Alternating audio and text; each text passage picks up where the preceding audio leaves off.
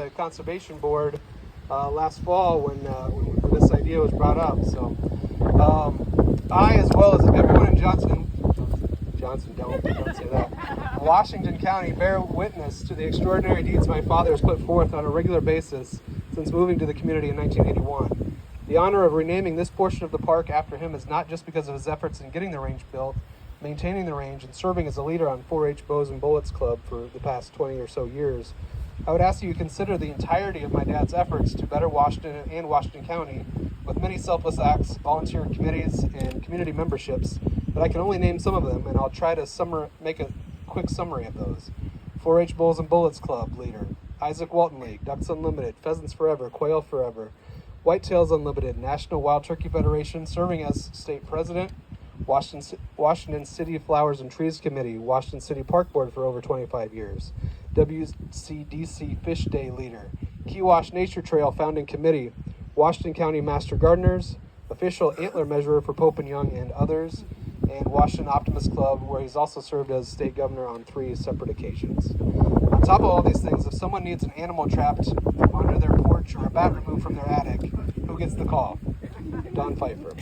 He spends his weekends spraying and pulling weeds in city parks, spraying for wild mustard on the side of roads in the county, building and installing kestrel houses on the back of road signs, and something he's working on right now is helping the City of Washington maintenance crew on how to level out the sinkholes on the brick portion of Washington Boulevard. This is done brick by brick on his hands and knees as a 76-year-old, almost 77-year-old man. If you need your tree trimmed, he'll do it, sometimes whether you ask him to or not. And if there's a kid who wants to learn how to hunt but doesn't have a parent willing or able to take them, he'll do that too. If you read through all the letters that we got to present to the board, you'll see several of them from parents and kids who my dad helped teach them to shoot a gun for the first time and go even further by driving them to competitions 4 hours away. So I can't think of a more appropriate way to honor my father than to have this shooting range named after him, as it combines his 3 greatest passions: conservation, shooting sports, and education for youth. I appreciate your consideration to rename the Clemens Creek Shooting and Archery Range to the Don Pfeiffer Shooting and Archery Range. I'm going to turn it over to Zach Rasmus now, the County Conservation Board Director. Thank you, Nick.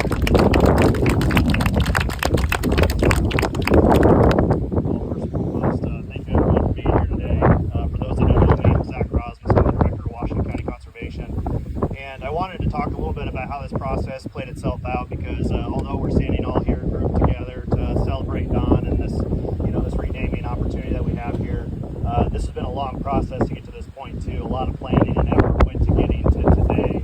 And I want to first and foremost thank the Conservation Board. We have a couple of our board members present, Craig Capps and then Stan Stoops.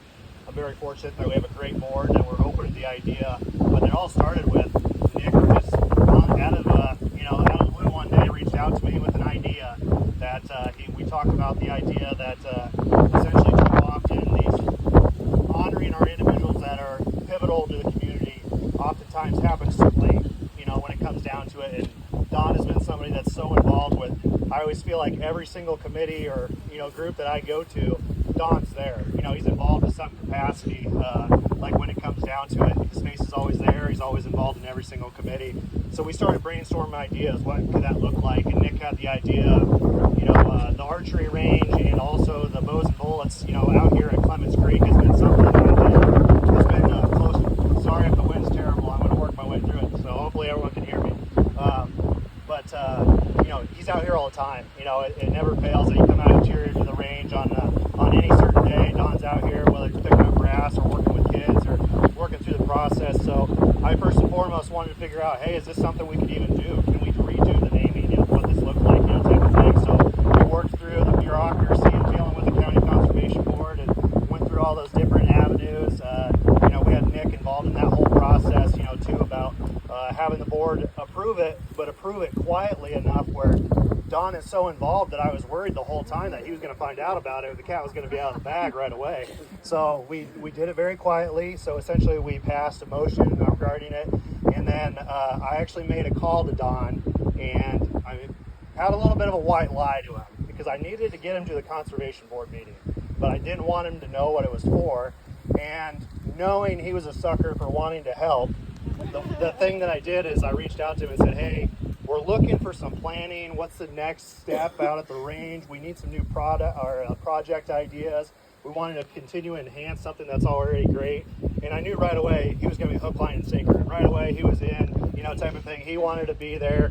And that night of our board meeting, he actually showed up with a list of items that he wanted to complete, which I'm sure, especially with the renaming stuff, that's going to go right to the top of the priority list now. So he showed up and had some great ideas, but he was truly speechless when I did make the announcement. We had family come out that night at the conservation board meeting, surprised him with the actual announcement, and that's something that was truly special. There's a lot of legwork that went into that, and to see that moment and to be present for that, where you could tell it meant a lot to him, and it definitely meant a lot to his family. It was special to be a part of that, and I'm honored to be here today. Not a better guy in the community when it comes down to it. I've had the pleasure of working with him with the Ike side of it. Out here at the range, National Wild Turkey Federation, he helped me with some funding a few years ago. His hands are truly on every portion of this community. So thank you very much, Don. And I'm going to turn it over to you. And thank you for all you do for this community.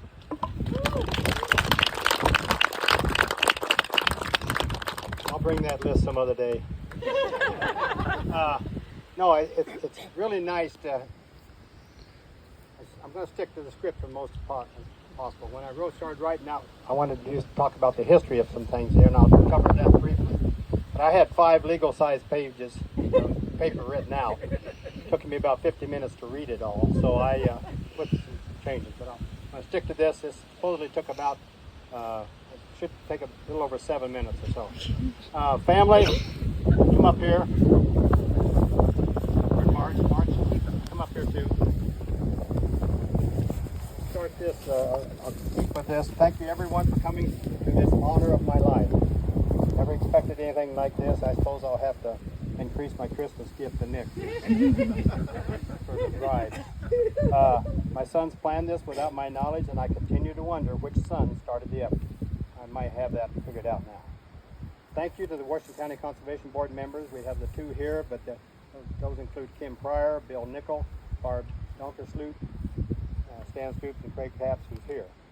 Also the conservation personnel with Zach Rosmus as the director. He reviewed many letters of support for this name change, and I know the bureaucracy was something new for this event. Let me introduce my family that are attending. Stephen is in the wine shirt. His daughter Mia is the second one over there. She's a junior at the University of San Diego. I know she looks 14. But and supporting me from California is Stephen's wife Karen, older son Tyler, younger daughters that Ella and Aria.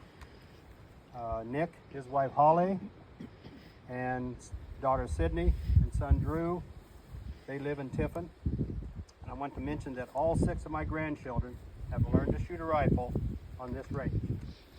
Back from California or something like that, we come out here with pistols and 22s, and Sydney and Drew both shot the archery bows at one time too. Little history on the Clemens Creek Wildlife Area. It's now 140 acres. The original purchase was 120. The Isaac Walton, they purchased 20 acres beside this and donated when they disbanded in 2018. The purchase began, and it was purchased in '86 officially. This small portion of it will be the shooting and archery range. The rest will be the Clemens Creek Wildlife Area. Only $23,530 of the $204,000 used to purchase price was from County Conservation Board funds. The remainder came from a DNR Wildlife Habitat stamp grant of $103,000. Then the following conservation groups participate with donations. Pheasants Forever, and I know where you at? Pheasants Forever. He's here. No, you're the DU guy. That's right. National Wild Turkey Federation and the Washington County chapter of the Isaac Walton League, and A2 Trip to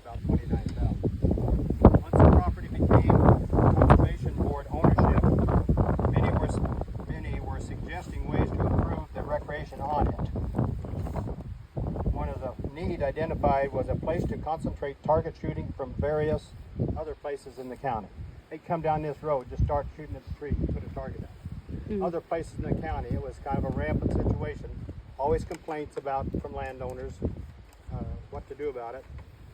As I understand it, okay, then County Engineer Bob Bauer observed the large eroded gully where the 100 yards range, and if you drove down this road, this used to be an open road back in the 80s or 70s.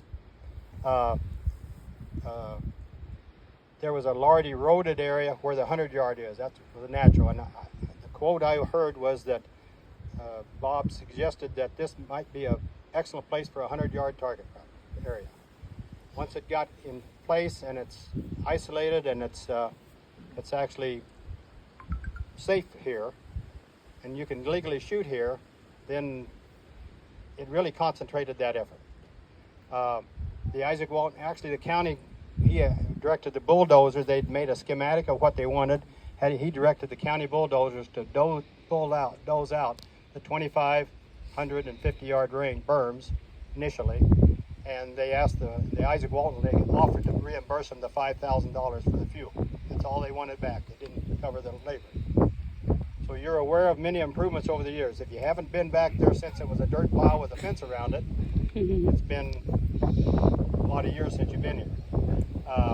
But take a walk after we're done with the refreshments and so forth. Do go back there and take a look at everything. The cement pads, the gravel portion here, the shooting benches with some seats in them. Larger people have to bring a pillow with me. The overhead shelter, the way the targets are placed up there, and they maintain this stuff.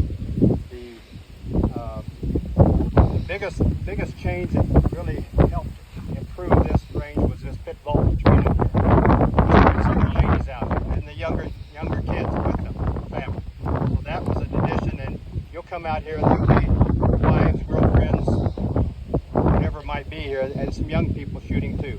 They all kind of wait their turn, they help each other. That's the best thing that we have. They just recently doubled the size of this parking lot, I think it was last summer and fall, and it's really been helpful to the archery range too. So we have pistols, rifles, muzzleloaders, shotguns have their place on the range. You can use those range by any of those firearms. The Washington County Archers Club, and a pretty active club, have developed this area specific for archery, and they conduct several weekend competitions of 3D shoots around this entire area from April to October. So if you're an archer, come out. It's a small fee to participate, and their main archery range is over on this corner over here, and it does get used. It's got permanent targets up 10, 50 yards. I think they're 40 yards up there also. So I have been an instructor for the Bows and Bullets 4-H Shooting Sports Club since 2008. We have practice sessions at this range, weather permitting, every month except July, when the county fair is on. Our members range from 10 to 18. I might add, and I was hoping a couple of the girls might be here. I might add that the girls who begin shooting rifles are more focused than boys. Woo! The boys want to hear the noise of the shot. Right? Dolan? But Jason Pfeiffer's here somewhere. His daughter, Lavella, is... Oh, Jason Pfeiffer is Lavella's daughter, and I saw Jason. He's at work right now, but he's here. I know, I see him, but he's one of the daughters. And she's a folks gal, and what does she play? 5 instruments, takes music lessons and all kinds of things. He probably only sees her if he peeks in the bedroom when she's asleep sometimes. But anyway, another Scarlet Rodenborn is they get focused on that target, and they like to see them guns shoot right. Once the boys get to be about 11 and 12, they start concentrating. Shooters respect this facility. I know it's not completely clean all the time, but they clean up after themselves most of the time. Litter is minimal. Our 4-H kids, every time we're out here, we clean everything up, anything that's paper. The other thing, he's under even the mini shooters of brass, pistols or rifles, they pick up their brass. They recycle it, or else they'll reload it. And I understand that even the lead and remelt it back to something recyclable. So the best thing about it is when I'm out here and watching other people, how a group of shooters will help others that might be having a problem, can't get their gun sighted in. They're out here for an afternoon enjoyment, and if they can help somebody, they do. I'd like to see that, and I hear about it from other people. So after refreshments, take the time to walk and see what you have provided as citizens to those who target practice like myself. And again, I thank you. If you have not attended, I'll give this for Zach's benefit. If you have not attended the short certification course to target practice here, you can obtain this at the Education Center, half hour, 40 minutes or so at the most. And then with that, you can bring yourself and 2 other guests to come out and shoot. So think about grandkids, children, friends, neighbors that enjoy shooting, and invite them to come here. They can get their own card. And let's see, someone told me, oh, that was Randy. Randy said he had his card with him. I've got mine. I was number 72 of the first ones that were given out back in the 80s. Now, Richard, look and see what number yours is on it. Okay. The other person, let's see. Okay, Marge, I got this out of place for you. I'd like to introduce another person that's a dignitary to the Optimus International Service Organization, which I've been a member for right at 50 years. The current governor of the Iowa District is Marge Hopkins. She's a resident from Burlington, and I invited her to come along too. So it's a busy year for those people when they become the governor, and especially when all the situations with post-pandemic taking place, people not wanting to meet or getting to meet as they have in the past. So with that, I thank my sons, their families for putting up with this, all you for coming. Let me see you again out here sometime. I'm not here every other day or so. It's probably at the most a weekly situation, but I do like the way they maintain it. I'm a plant guy. I see a native. There's the wild rose right up there. There's an indigo, not indigo, yeah, wild false indigo, a plant. It's in yellow flower behind you there. It's a nice place to be. It's got hiking trails. It's got the pond right up here. It's got some good fish in it. Guarantee you those people fish it. They put food plots here in the fall. There's a little bit of cropping on the system. Nice woodland up behind. There are morels in that in the private land. You have to cross to get there. No, and there's some up in that Isaac Walton area too. I haven't been out either places for a few years, but thank you very much for coming. Enjoy some. Yeah, unwrap this thing now.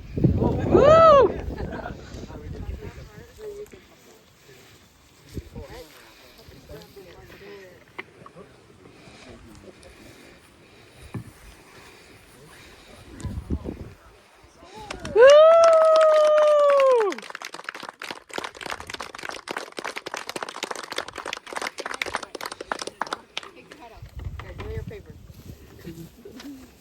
Everybody tells me what to do these days.